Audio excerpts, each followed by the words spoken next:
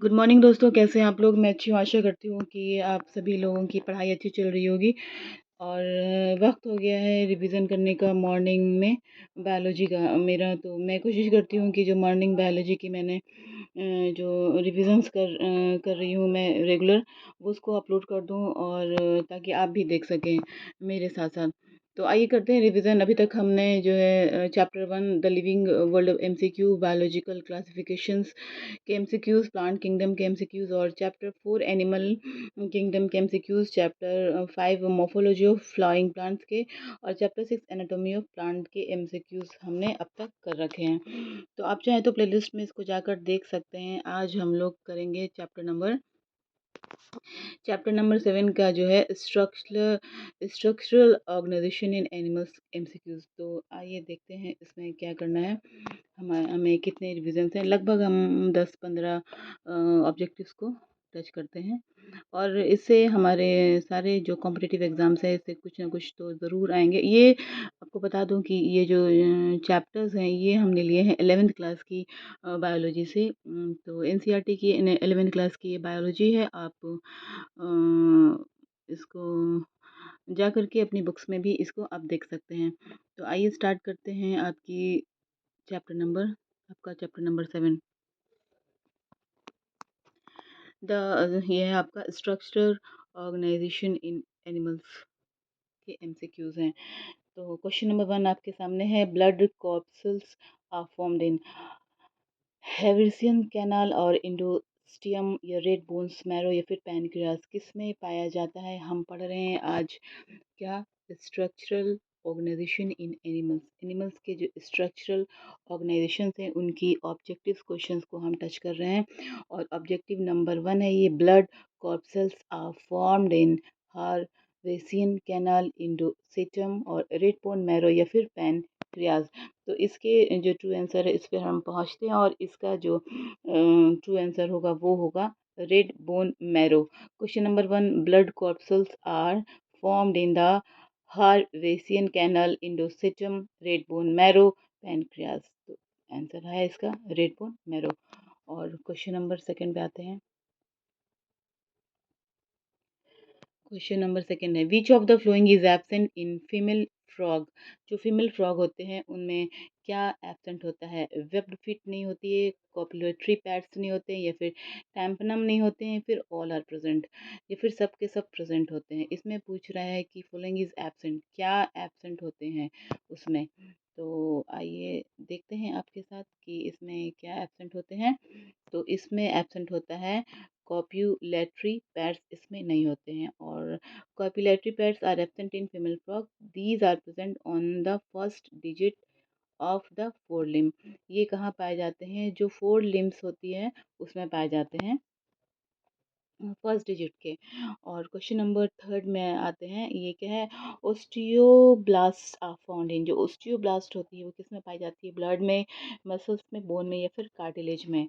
तो ओस्टियोब्लास्ट जो है वो, ओस्टियोब्लास्ट जो है वो कहाँ पाई जाती है?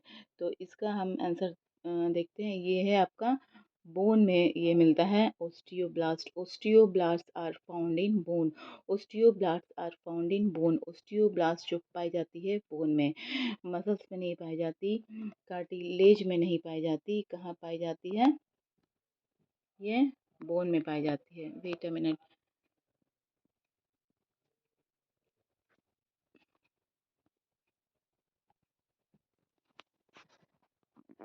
अभी आपको ठीक से विजिबल हो रहा होगा। एक्चुअली मैंने इसका जो जूमिंग है वो थोड़ा बढ़ा दिया है। तो osteoblast are found in blood, muscles, bone और कार्टिलेज। तो ये पाई जाती है हमारे हड्डियों में, हमारे बोन में पाई जाती है। अब हम आते हैं क्वेश्चन नंबर 4 की तरफ। क्वेश्चन नंबर 4 है आपका चूज द इनकरेक्ट स्टेटमेंट। जो इसमें इनकरेक्ट स्टेटमेंट है उसको चूज करना है। Vesicular system of frog is close type. जो क्लोज की जो वेसिकुलर सिस्टम होती है वो क्लोज्ड होती है, टाइप की होती है। ये फिर frogs have 4 chambers heart. Frog में 4 चैम्बर हर्ट होते हैं during aestivation and hibernation. Skin acts as respiratory organ. All the statements are correct. तो इसके इसके हम सही आंसर पे जाएंगे। तो इसका जो ट्रू आंसर होगा वो होगा फ्रॉग हैव 4 चैम्बर हर्ट। आपको मालूम होना चाहिए कि जो फ्रॉग होते होते हैं उनके कितने चैम्बर्ड होते हैं? हर्ट के 4 होते हैं। Vascular system of frog is closed and they have 3 chambered hurt. और जो वैस्कुलर जो होती हैं फ्रॉग है 4 chambered hurt. Vascular system of frog, जो वैस्कुलर सिस्टम होती है फ्रॉग की वो क्लोज्ड होती है and they have 3 chambered hurt. और फिर क्या होती है उनमें 3 चैम्बर्ड होती है हर्ट की। वैस्कुलर जो होती है वो क्लोज्ड होती हैं, लेकिन ऐसे 4 चैम्बर्ड हर्ट पाया जाता है। तो अब आते हैं हम लोग क्वेश्चन नंबर 5 की तरफ। और क्वेश्चन नंबर 5 में क्या बोल रही है? Which of the four parts mentioned below is not a part of single uniferous tubule? Question number 4, which one of the 4 parts, इसमें जो 4 पार्ट्स हैं, Bowman capsule, loop of Henle, distal convoluted tubule और collecting ducts, तो इसमें से पूछ रहा है कि कौन सा जो है वो सिंगल यूनिफेरस ट्यूबल नहीं पाया जाता है। तो कौन सा पार्ट है वो 4 पार्ट? तो which one of the 4 part mentioned below is not, इन चारों में से कौन सा एक पार्ट जो वो नहीं पाया जाता है किसमें? सिंगल यूनिफेरस ट्यूब्यूल में। तो ये है आपका कलेक्टिंग डक्ट्स। कलेक्टिंग डक्ट्स जो है वो नहीं पाया जाता है। क्वेश्चन नंबर 6 में आते हैं हम लोग। और क्वेश्चन नंबर 6 का क्या है? Ciliated epithelium is present in fallopian tubes में, ब्लड वेसल्स में, मिड ब्रेन में, या फिर नन ऑफ द अबव। जो सीलिएटेड इपिथीलियम जो होती है वो कहाँ प्रेजेंट होती है? तो सीलिएटेड इपिथीलियम जो है प्रेजेंट होती है आपकी फैलोपियंस ट्यूब्स में। इसके जो एक्सप्लेनेशन में देखते हैं कि ciliated epithelium is present in inner surface of hollow organ like bronchioles and fallopian tubes. तो ब्रोंचियल्स और फैलोपियन ट्यूब्स में ये जो है पाया जाता है क्या? Ciliated epithelium is present in fallopian tubes. तो ये आपका हो गया क्वेश्चन नंबर 6 का। अब हम आते हैं क्वेश्चन नंबर 7 पर। तो क्वेश्चन नंबर 7 की तरफ बढ़ते हैं। The vascular tissues of blood is made up of RBC, plasma, platelets, all of the above. The vascular tissue of blood, जो vascular tissue होती है हमारे blood की, वो जो tissues होती हैं जो blood में, वो जो है वो किस चीज़ की बनी होती हैं? RBC की बनी होती हैं, प्लाज्मा की बनी होती हैं। और हम पढ़ रहे हैं अभी क्या कर रहे हैं हम? एनिमल्स ऑर्गेनाइजेशन पढ़ रहे हैं, यानी कि हमारी जो बातें वो चल रही हैं वो एनिमल्स के रिगार्डिंग चल रही हैं। The vascular tissue of blood is made up of RBC, plasma, platelets, all of the above. तो इसके जो है सही आंसर क्या होंगे? सब होंगे। इसमें जो वेस्कुलर टिश्यूज होती है वो सब चीज़ों की बनी होती है। उसमें आरबीसी भी होती है, उसमें प्लाज्मा भी होता है, प्लेटलेट्स भी होते हैं। और अब हम आते हैं क्वेश्चन नंबर 8 की तरफ। Which membrane protects the eyes of frog in water?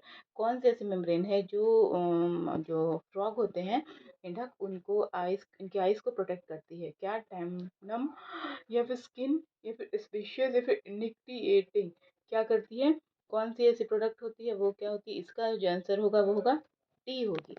तो टी जो है वो प्रोटेक्ट करती है। कौन सी मेम्ब्रेन होती है वो? टी जो निक्टिएटिंग मेम्ब्रेन होती है। Frog have in nictitating membrane which protect their eyes in water. उनके आँख के में जो है कौन सी मेम्ब्रेन पाई जाती है? निक्टिएटिंग मेम्ब्रेन पाई जाती है, जिससे उन्हें पानियों से बचाती है। तो आगे बढ़ते हैं क्वेश्चन नंबर 9 की तरफ। Fats are richly found in, fats जो रिचली पाए जाते हैं किसमें? एलोवेरा टिश्यूज में, एवियोलर टिश्यूज में, लिम्फ ग्लैंड में, या फिर एडिपोज टिश्यू में, या फिर लीवर सेल्स में। Fats are richly found in areolar tissue, lymph gland, adipose tissues, या फिर लीवर सेल। तो इसके हम सही आंसर पे पहुंचेंगे और ये होगा आपका true answer, adipose tissue. Fats are richly found in adipose tissues. Fats are richly found in adipose tissues. और क्वेश्चन नंबर 10 में आ जाते हैं हम लोग।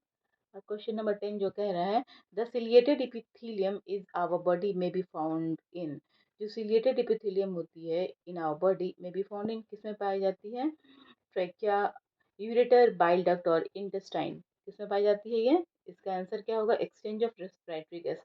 इसका जो, वेट अ मिनट, हम क्वेश्चन नंबर 11 कर रहे हैं ना, 10 वाला स्किप हो गया, कोई दिक्कत नहीं, हम आगे कर लेंगे। The ciliated epithelium in our body में बी फाउंड इन, तो ये जो है कहाँ पाई जाती हैं? ट्रैकिया में पाई जाती हैं। और जो हमारा मिस हो गया था क्वेश्चन नंबर 10, उसको देखते हैं। The main function of the skin of frog, जो मेन फंक्शन होता है फ्रॉग के स्किन का, वो क्या होता है? The exchange of respiratory gas, वो क्या करती है? रेस्पिरेटरी गैस को एक्सचेंज करती हैं। द स्टोरेज ऑफ फैट, उसमें फैट्स होते हैं। स्टोरेज ऑफ एनर्जी, एनर्जी होती है to convert light vitamin D, vitamin D में कन्वर्ट करते हैं लाइट को, नहीं। उनका ट्रू आंसर होगा the exchange of respiratory gases. Respiratory, उनकी जो रेस्पिरेटरी गैसेस होती है उसको वो एक्सचेंज करते हैं उनके स्किन के जरिए। अब हम आते हैं क्वेश्चन नंबर 11th कर लिया, 12 पे। 12, 13 और 14, 15 इतना ही करते हैं। 15 क्वेश्चन ऑब्जेक्टिव के हमें याद रखने होंगे, 15-15 करके करेंगे। देखते हैं। Which of the following is a scent gland of mammals, जो सेंट ग्लैंड होती है मैमल्स की, वो इनमें से कौन सी होती है? बार्थोलिन, एनल, प्रोस्टेट या फिर एड्रिनल। तो इसकी जो होती है आपकी, जो सेंट ग्लैंड होती है मैमल्स में, वो होती है एनल। एनल इसकी सेंट ग्लैंड होती है। प्रोस्टे नहीं होती, एडनल एड्रिनल नहीं होती और बार्थोलिन भी नहीं होती। और अब हम आ जाते हैं क्वेश्चन नंबर 13 पे। The characteristics of simple epithelium is, the cells are loosely placed. अच्छा, they are single layered in thickness. Cells जो होती है वो कैसी होती है? लूजली प्लेस्ड होती है, यानी कि ढीली होती हैं, और टाइट नहीं होती, वो अलग लूज होती हैं वो cells. They are single layered in thickness, और वो सिंगल लेयर्ड होती हैं, उनकी जो मोटाई होती है वो सिंगल लेयर्ड की होती है। Cells are tightly packed with no intercellular space, और सेल जो होती है वो टाइटली पैक्ड होती है, उसमें कोई भी इंटरसेलुलर स्पेस नहीं होता, और सेल्स आर जनरली सिलेटेड। तो क्वेश्चन नंबर 13 पे आते हैं। They are single layer thickness. और अब हम आते हैं क्वेश्चन नंबर 14 पे। स्पोर और the salivary gland in the flowing, sublingual, adrenal, Brunner's और लैक्रीमल। तो ये है आपकी सबलिंगुअल, क्या है ये? Sublingual. Spot the salivary glands in the flowing जो है वो क्या होती है? सब लिंगुअल होती है। और अब हम आते हैं लास्ट क्वेश्चन पे। और जो हमारा लास्ट क्वेश्चन है वो है, इसके लास्ट क्वेश्चन को देखेंगे। ये आपका protein not found in connective tissues is actin, myosins, collagen और इलास्टिन। इन सब में से किस में, जो है किस कनेक्टिव टिश्यू में प्रोटीन नहीं पाया जाता है? तो ये जो है आपका सही आंसर आता है इसके आपके सामने, वो है एक्टिन। एक्टिन में जो है आपकी कनेक्टिव टिश्यूज में प्रोटीन जो है वो नहीं पाया जाता है। तो आज की ये मॉर्निंग बायोलॉजी क्लास आपको कैसी लगी? ये रिवीजन जो है, मैं एक्चुअली क्लास नहीं है, ये तो एक रिवीजन है जो मैं सेल्फ कर रही हूँ और आपके लिए अपलोड करती हूँ अपने दोस्तों को। और एक चैनल के ज़रिए मैं आपको अपलोड कर रही हूँ। आप लाइक शेयर सब्सक्राइब करें, ताकि आप भी वो सारी चीज़ें रिवाइज़ कर सकें जो कुछ छूट रहा होगा आपका शायद बायोलॉजी में। तो मैंने अभी तो 11th जो क्लास की बायोलॉजी उठाई है, इसके एमसीक्यूज़, इसके बाद हम पीछे की तरफ जाएंगे, इसके बाद हम 8, 9 और 10th की करेंगे। तो एग्ज़ाम से पहले कोशिश करेंगे कि बायोलॉजी के जो कुछ क्वेश्चंस हैं वो सीटेट और बीपीएससी सुपर टेट के लिए हम रिवाइज़ कर लें, ताकि एग्ज़ाम में अगर कुछ है तो हम, और जितनी भी रिवीजन कर लिए हैं उसके बाद एक बार फिर फाइनल रिवीजन करेंगे पूरा का पूरा, धीरे धीरे करके। तो रखिए अपना ख्याल, have a nice day, take care. आपके फॉर्म भर गए होंगे, तो अब लग जाइए पूरी तरह से तैयारी में। और आपको जिनके अभी तक फॉर्म नहीं भरे उनको तो डेट भी बढ़ गई है उनकी, तो बहुत अच्छी बात है। आप अपना फॉर्म जहाँ से आपने भरा है वो आप अच्छे से एक बार चेक कर लें। ऑप्शंस मिल चुके हैं आपको चेक करने के लिए, एडिट करने के लिए, तो आप जाके अपना देख लें एक बार फिर से। Okay bye, take care. और आज हम कोशिश करेंगे कि हम जो है, हमने रात में 11 बजे कल क्लास अपनी रिवीजन नहीं की थी बीपीएससी की जो है जीएस वाली हिस्ट्री ज्योग्राफी जो भी मैं पढ़ती हूँ, तो वो मैंने कल रिवाइज नहीं की थी। तो आज कोशिश करूँगी कि दोपहर में मैं अपने रिविजन्स को लेकर आपके सामने हाजिर हो जाऊँ।